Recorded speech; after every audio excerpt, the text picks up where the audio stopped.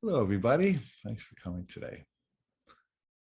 There was a wonderful spiritual master named H.W.L. Punja, affectionately known as Papaji. And he was a teacher of Advaita Vedanta, which is the philosophy of oneness. It was also espoused by the great master Ramana Maharshi and Sri Nisargadatta Maharaj. And this teaching goes like this, that there really is only oneness, that there really is only wholeness, there really is only God, there really is only perfection, there really is only life. And everything else is a passing show, an illusion, Maya, hypnosis. And the way to escape from the sorrows of existence, birth and death, relationships coming and going, cruelty, is to recognize that in spite of appearances, only God is. When Helen Schuckman, the channel for Course in Miracles, just before she received the Course, she had a mystical dream. And in this dream, she was going through a cave, I think on a boat, small boat, and she discovered a scroll. And she opened the scroll, and on one side of the scroll was the past, and the other side of the scroll was the future. And she didn't want to see the past and future, so she rolled the scroll up to the center panel, and there in glowing letters, glowing golden light, was written the words, God is. God is. And when the Course in Miracles came through her, the introduction said, this entire course can be summarized thus. Nothing real can be threatened. Nothing unreal exists. But then the course goes on for 12 or 1300 pages explaining why that's true. But if you got that, you got the whole Course in Miracles and all of Advaita Vedanta. So what it means is that we have an identity. In fact, even in Genesis says we are created in the image and likeness of God, which means that everything God is, we are, and everything God is not, we are not. And the whole escape from pain and fear is to recognize that who we are cannot be touched or moved or affected or burned or hurt or killed by the things of this world. And that the yogis have a wonderful image.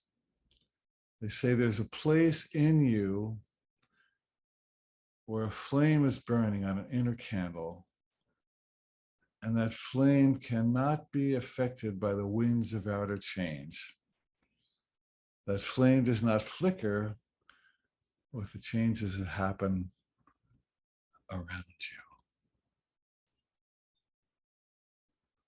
Course in Miracles also says, I am one self, united with my Creator.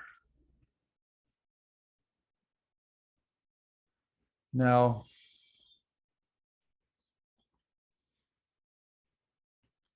the Course also tells us that there is no sin. It has no consequence. And that's a big one, because all the fundamentalist religions tell us, oh, there's a lot of sin, and you will go to hell for your sins. You're basically evil. You inherit original sin. But the Course in Miracles tells us that we've actually inherited original innocence. So what does it mean that there is no sin and has no consequence? This is such an important thing to meditate on. What it says is that whatever you think has hurt you in the world can never hurt the real you. That all of your pain as a victim is due to a misinterpretation, a misperception. And the Course's definition of forgiveness is supreme. It doesn't say forgiveness. It says that forgiveness is not, you did something terrible to me, and now I will overlook it. It says, no, no, no, no. It says real forgiveness means that the thing that you did that I thought hurt me so badly has never hurt the real me. That the pain that I continue by focusing on that sin is only because I'm adopting a very small and illusory perception of myself that says the world is bigger than me. I am powerless. I'm affected by other people's actions, and I have no recourse except to be a victim. And of course, in the early lessons says, I am not a victim of the world I see. It means that the real you cannot be touched by anybody else's actions. That you were born whole. You will leave this world whole. It's only an illusion that you're not whole. You've never been fragmented. You've never been, the small you has never become a reality. I had a funny experience years ago. I was studying with a teacher who was teaching this very reality shift. And it was the whole summer I studied with this teacher. And by the end of the summer, I got, without a shadow of a doubt, that that small self, the worrisome, fearful, neurotic self that I'd always identified with, was not me. It was just a human personality going through a human world with human problems. But meanwhile, my true self far transcended anything that ever happened to me, any personality quirks or flaws I had, that my real self was a divine and perfect spiritual master, as we all are, in essence, in truth. So I really got it. And then at the end of the summer, I was invited to speak at a conference in Washington State at Crystal Mountain. And just before my lecture, I took a tram up to the top of the mountain, and there's a magnificent view of Mount Rainier. It's just holy. I just meditated, and I just got my true self. And as I was coming down from the tram, there's a woman there who had been watching me. She knew I was a teacher at the program. She said, I just realized you're Alan Cohen. I said, well, that's really funny because I just realized that I'm not. So what if all the labels have been laid over you? Stupid, fat, ugly, inept, a sinner, an addict. Oh, the list goes on, doesn't it? Too many relationships. No one loves me. People leave me. There's not enough available partners out there. All these really ridiculously silly and small ideas of who you are have nothing to do with your true self. They are labels, not realities. They are social labels cast upon you by people in fear who do not realize their own identity, who have they don't know how to purge themselves, so they have to put more labels on you so they feel equal to you, because misery loves company. So we have a group of people, the blind leading the blind, walking around calling each other bad names and judging each other and making separations and illusions and wars, all of which have only the purpose to deny our reality as masterful spiritual beings who can never be touched by anything that happens to us on the physical plane. And I've often said that there are two lines in your life. One is the storyline, where stuff happens, like I got divorced, and I got sick, and I had a financial setback, on and on and on. That's the storyline. Meanwhile, there's the glory line, which means that I'm a divine, whole, perfect being, never been touched by the earth. I'm bigger than anything that seems to have happened to me. I can heal myself and others because I am in touch with the source of all healing, which is all perfection. And the entire spiritual path is about shifting from the storyline to the glory line. What was that, the funny show on TV, the improv show? Whose line is it anyway? Well, which line are you going to play out? The storyline or the glory? Now, the storyline goes on, stuff happens. But the difference between a victimized person and a spiritual master is that a spiritual master always knows how to return to the glory line and work from there instead of being sucked into the storyline. In some of my workshops, I do a very powerful exercise. And I ask people, what's your old story? And what new story would you like to adopt in its stead?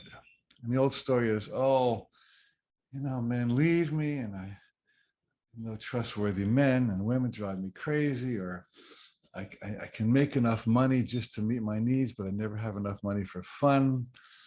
Or my parents screwed me up, and it's taken me years of therapy to get out of that nasty story. Okay, what's your new story?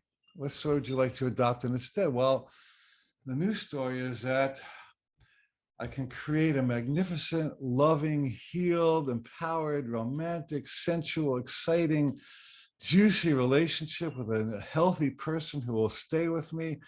And I can live the rest of my life with somebody who's fabulous and loves and adores me for who I am. Ooh.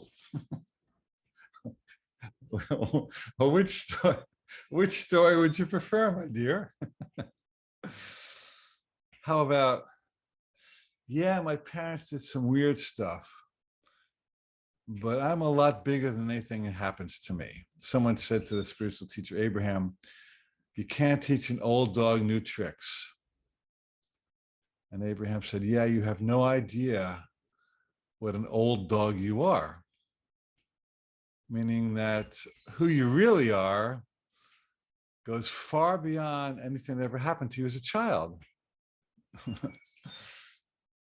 How about my new story is, I learned and gained and grew through my difficult experiences. My parents were my best teachers, because even though they were unkind or mean or abusive to me, I learned to dig inside and find the self that's bigger than that, and to set boundaries and to love myself anyway, and to prove them wrong by succeeding in ways they said I would never succeed. Oh, that's a really good story. How about my new story is, I live in an abundant universe. And my Father, my spiritual Father, Mother, God, provides for me in infinite ways that go so far beyond social economies. And I can manifest all the good, all the abundance and resources I need, not just to pay my bills, but to have fun and take vacations and buy nice clothes and buy my friends things and take my friends out to dinner and to take courses and to buy the home of my dreams. That's the universe I live in as an abundant being. I live in an infinite universe where there's no ceiling, and there's room at the top for everyone. Whoa, that's a good story. So what we're doing today is we're remembering who we are and who we were before we adopted the smallness of Earth. There's a wonderful book called Love It, Don't Label It. Love it, don't label it. Look it up. We're peeling away the not it's to reveal the glorious it. Oh my God. What a trip we're on. What a great trip. Okay, before we have our closing meditation, I do want to remind you, we have a new program coming in January. I'm going to be teaching for the first time ever a Course in Miracles teacher training program. It's intimate for 6 months. We'll be meeting on webinars. We have a Hawaii retreat. I'll be counseling with you, coaching with you personally. You'll have chances to practice teaching, fabulous fellowship with your like-minded, positive co-peers. It's going to be stand on the shoulders of everything I've done. So if you would like to learn A Course in Miracles deeply and teach it, you have to have just a little experience with a course. You don't have to have a masterful experience. Go to my website, alancohen.com, and there you'll find an icon to apply and sign up.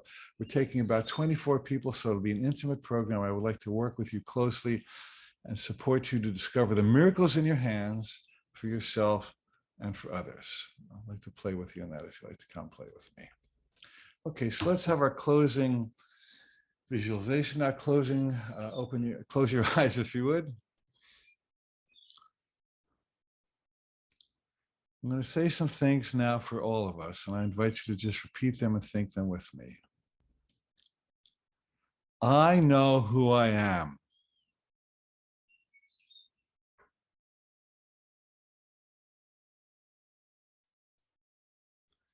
Deep within me resides the wholeness in which I was created.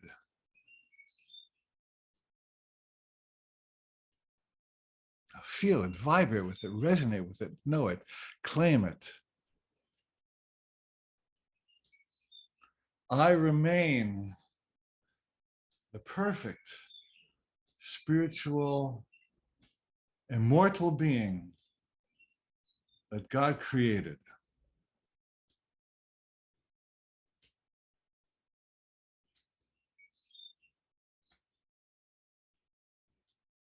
I have never been touched by the world. The real me soars far beyond worldly events.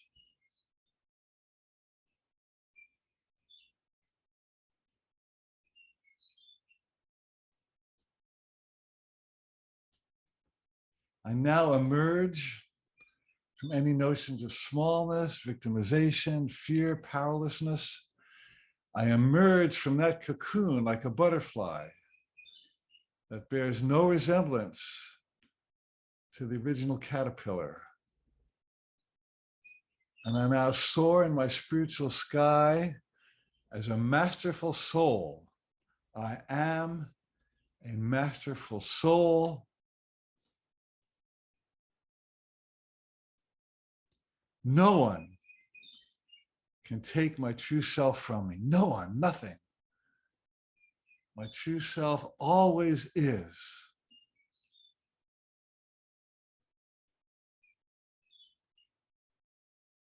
Repeat after me in your mind. Think these thoughts, know them, know these thoughts. They are real. All that God is, I am.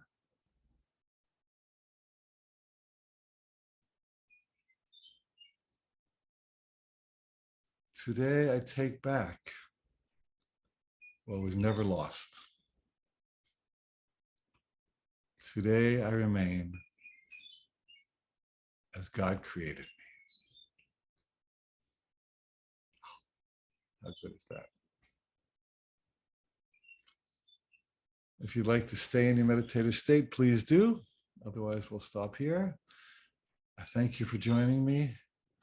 I love you. I bless you. I know your true self. And it is magnificent. And so it is.